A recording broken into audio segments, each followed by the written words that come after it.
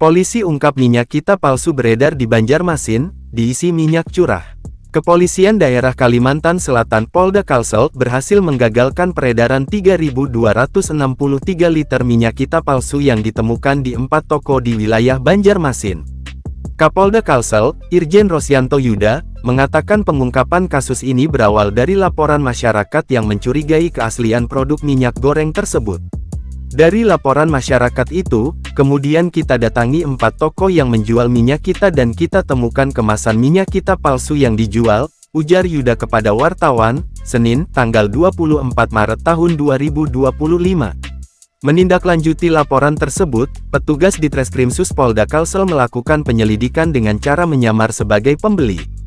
Minyak kita palsu yang ditemukan dikemas dalam 2 jenis kemasan, yaitu kemasan bantal dan kemasan botol. 249 karton yang kemasan bantal, sementara untuk kemasan botol 27 karton, ungkap Yuda. Dari hasil penyelidikan, polisi menangkap 1 orang tersangka berinisial D, yang diketahui telah mengedarkan minyak kita palsu sejak Januari tahun 2025 di wilayah Banjarmasin dan Banjarbaru. Modus yang digunakan tersangka yakni dengan mencetak kemasan minyak kita dan mengisinya dengan minyak curah yang dibeli dari Kabupaten Kota Baru. Minyak curah dibeli atau didapatkan pelaku dari Kabupaten Kota Baru, jelas Yuda. Selain menggunakan kemasan palsu, minyak yang diedarkan juga tidak sesuai takaran resmi.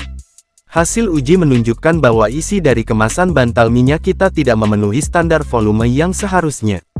Minyak kita palsu ini dijual Rp14.000 per liter, sementara yang minyak kita asli dijual Rp15.700 per liter sesuai ketentuan, pungkas Yuda.